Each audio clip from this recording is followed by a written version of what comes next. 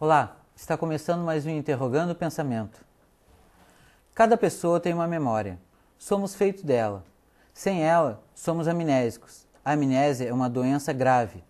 Se o presente é muito difícil de compreender e interpretar, pior será quando nos faltarem os termos de comparação fundados na nossa experiência e na história. Aqueles homens e mulheres somos nós. Ainda somos aqueles homens e mulheres. O passado ainda está acontecendo. O Interrogando o Pensamento de hoje vai falar sobre terapia transpessoal, ou TRT, Terapia de Revivência Transpessoal. Está conosco Lisaia para falar sobre a TRT. Obrigado por aceitar o nosso convite, Lisaia. O agradecimento é meu. Lisaia, eu sei que tu trabalha especificamente com TRT, mas por favor, assim, nos explique o que é uma terapia transpessoal, que é, eu acho que um grande aporte teórico, né, para depois entrarmos especificamente na TRT. Isso. Ok. O que eu trabalho atualmente é a terapia de revivência transpessoal, né? Para entender um pouquinho melhor o que significa, eu quero colocar assim a terapia, da onde ela vem, essa terapia de revivência transpessoal, a TRT, né? Que o sistematizador dela é o psicólogo Antônio Alfredo Veiga da Silva, né? A TRT é um método, né? E este método, ele faz parte da psicologia transpessoal, né? Então, o que é a psicologia transpessoal? A psicologia transpessoal é um referencial teórico, né, que trabalha com os estados alterados de consciência, né? O transpessoal seria o além do aqui e do agora, né? Trans significa além. Trabalha com os estados alterados de consciência, fora dos limites de tempo e de espaço, né? Então, só para localizar um pouquinho assim, a psicologia, como outras ciências, ela tem um crescimento, né? Sempre vai crescendo, vai se atualizando, né? A primeira força da psicologia, porque a psicologia transpessoal é uma força, né? É um corpo teórico, tá? A primeira força da psicologia é a psicologia behaviorista, que trabalha com condicionamento de ratos, aquele estímulo-reforço. A comportamental. Né? A comportamental, isso mesmo, né? A segunda é a psicanálise, que todo mundo, né, praticamente conhece, né? Que é do Sigmund Freud, tá? Que também é um grande corpo teórico. A terceira é a psicologia humanista existencial, né? Que trabalha com vários filósofos, né? Heidegger, né? Seria um deles. E a quarta força da psicologia é a psicologia transpessoal, né? Então pode ver assim que nós estamos trabalhando com um modelo que é muito moderno, né? Um modelo que realmente é mais recente, né? Mais emergente, né? Quanto tempo mais ou menos, Lisaia? Aqui no Brasil, a psicologia transpessoal tem em torno de uns 30 anos já, né? Esse mais recente, né, já tem 30 anos, né? Que faz parte todo um corpo teórico que vem de uma física quântica, que vem da psicologia budista oriental, né? E que vem também da terceira força, que é a psicologia humanista existencial, né? Esse corpo forma a psicologia transpessoal, né?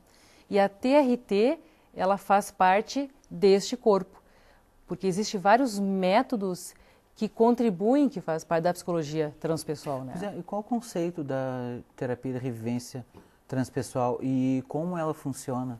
Sim, a TRT, né, que é a terapia de revivência transpessoal, é um método, né, psicoterapêutico, né? O grande objetivo é psicoterapêutico, é o alívio e a cura do sofrimento humano, né?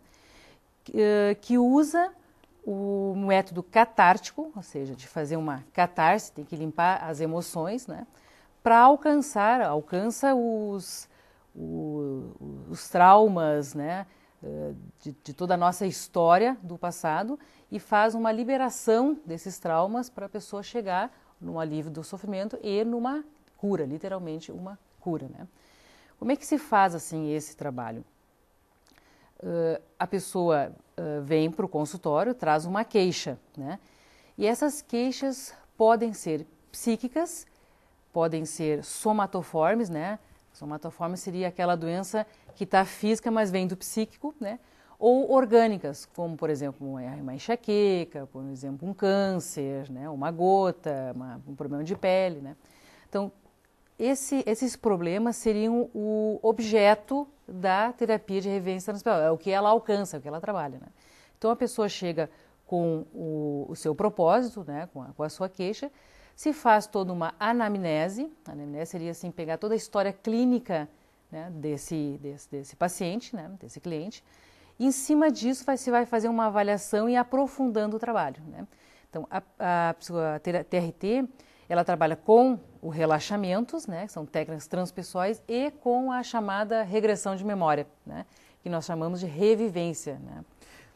Luísa, antes tu comentou em estados alterados de consciência. Como é que se chega a esse estado? Isso.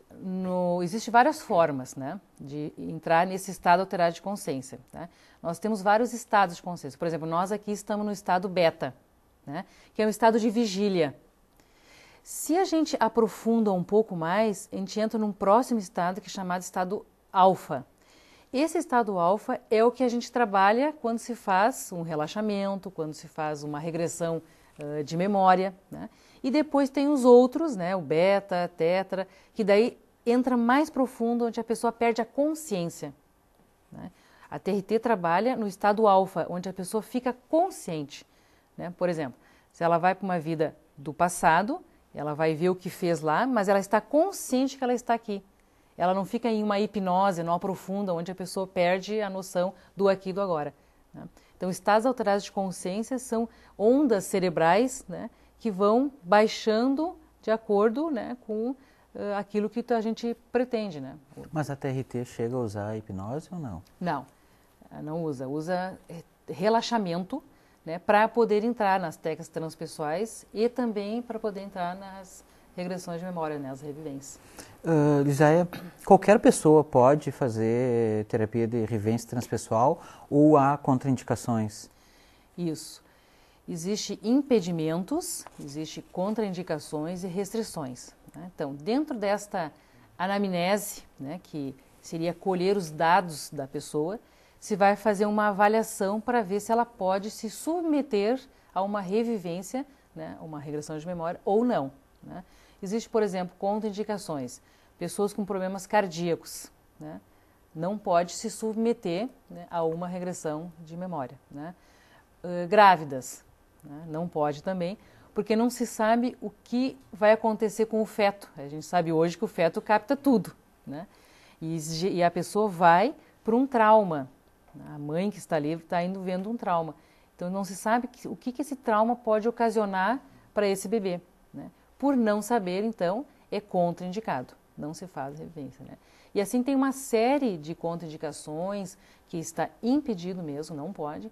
Existem outras que são restrições, que talvez naquele momento não dá, mas mais tarde se vai trabalhando e a pessoa fica melhor para poder fazer, né? Então precisa passar por esta avaliação, né, para não correr risco da pessoa piorar, e pode. Se não é bem feito, não é bem trabalhado, pode.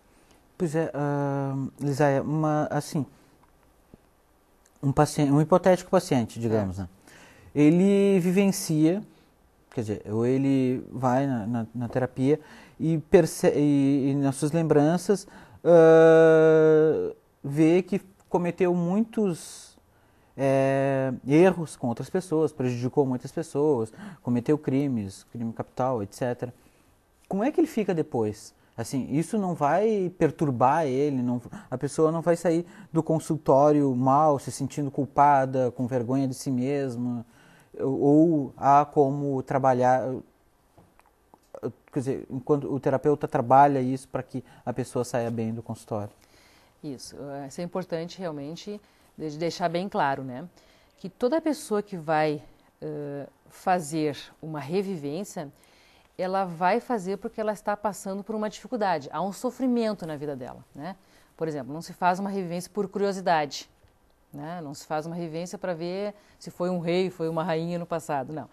Sempre a revivência é feita em busca de uma causa que está hoje permitindo, né, que essa pessoa possa não estar bem na sua vida. Ela tem um sofrimento, né? Então ela vai para o passado em busca desta causa. Né? Vamos pegar um exemplo. Se a pessoa hoje tem uma enxaqueca, né? Está sofrendo muito com isso, então a revivência serve para ela ir em busca da origem desta enxaqueca. E 100% das vezes a pessoa vai por um trauma. Né? Se é uma coisa boa no passado, não gera um trauma. Né? Se é uma coisa ruim, gera. Então sempre realmente é uma coisa difícil que ela vai ver. Por isso que a pessoa precisa estar bem até para fazer essa revivência. Por isso que tem as contraindicações e tudo. Né?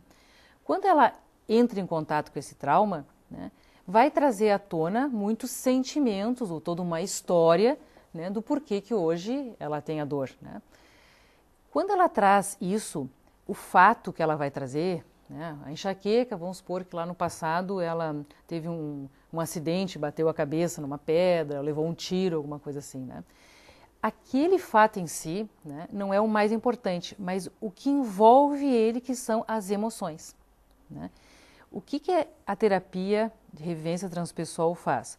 Faz com que a pessoa limpe, retire essa carga emocional que é a causadora da enxaqueca.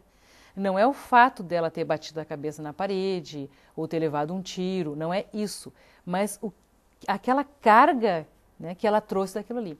Então, há uma necessidade séria de ser limpa essa carga emocional. Se não é limpo, se a pessoa não tira, ela pode sair prejudicada, ela pode sair mal. Ou continua a dor de cabeça, ou até pode piorar. Né? Então, o terapeuta que trabalha com isso, ele tem que ter esse entendimento, ele tem que estar preparado, né, para saber fazer essa catarse. A TRT é um modelo catártico. Ela limpa essa catarse, drena essas emoções. E aí a pessoa sai bem, sem nenhuma conexão, como a gente chama, né? Nenhuma ligação mais com essa história que ele trouxe. Né? E daí sai tranquilo, né? Alivia o sintoma e o nosso grande objetivo é a cura. E nós trabalhamos com cura. Tivemos vários casos de cura, né? De enxaqueca, de psoríase, de gota, câncer. Né? Zé, tu comentou sobre as emoções, né? Até esses dias eu conversando com uma amiga, ela falou, meus pensamentos é tudo perfeito, só que na prática dá tudo errado. Quer dizer, ela reconhece que são as emoções. O quanto as emoções estão presentes e influenciam no nosso cotidiano, no modo de como somos. Sim, na verdade, vamos dizer assim, influenciam 100%, né? Tanto as positivas como negativas, né? Porque quando a gente vai no passado, dentro do nosso trabalho, a gente sempre Não há separação entre mente e cérebro, quer dizer, cérebro e emoção. Ou melhor, entre mente e coração. Não, nós somos uma coisa só, né? Não tem como a gente departamentalizar, né? A gente faz isso para fazer um estudo, né? Para entender, mas no contexto, no dia a dia, não tem como separar isso aí, né? Por exemplo, assim, uma pessoa pode ter perdido um cachorrinho e elabora aquilo ali numa boa. Sofreu, teve uma tristeza numa boa. Agora um outro pode ter perdido seu cachorrinho e entrar numa depressão, né? Então, as emoções que a gente tem no nosso passado, e esse passado pode ser próximo ou remoto, pode ser desta vida ou de outras, né? Eu posso ter um trauma na infância, na gestação ou em outras experiências do passado, né? Essas emoções, elas estão dentro de mim. De acordo com o que hoje eu vou acessar ou o que vai acontecer neste momento, vai fazer essa ponte, vai fazer essa conexão com aquilo que aconteceu. Né? Então, um cachorrinho pode, para mim, ficar triste nessa morte dele e elabora uma boa. Agora, eu posso ver aquela morte e eu trago uma experiência do meu passado que eu já revivi, já tive, né? Ou exatamente uma perda de um cachorro, ou uma perda de uma outra pessoa, e aquilo ali traz à tona essa emoção. Né? Mesmo que hoje parece que não tenha algo, mas não poderia ficar assim, né? Foi só uma morte, eu fiquei tão mal. Né? Mas, na verdade, acessa conteúdos, né, do nosso passado que pode fazer a gente hoje ficar pior. Né? Lisaia, como o meio acadêmico tradicional vê a TRT? Mas isso eu peço que tu responda após o nosso intervalo. Okay. Interrogando o Pensamento volta já.